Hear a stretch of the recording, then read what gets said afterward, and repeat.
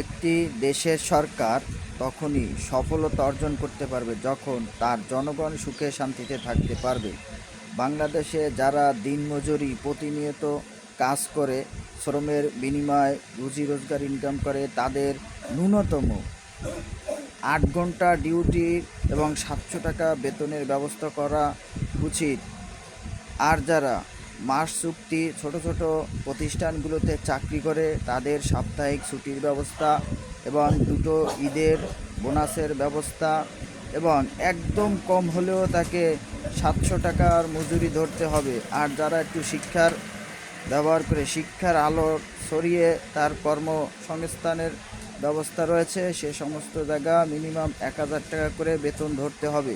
এবং এ সমস্ত বেতন বোনাস ভাতা ঠিকভাবে পরিচালনা করে দিতে পারছে কিনা এগুলোও তদারকি করতে হবে সরকারিভাবে।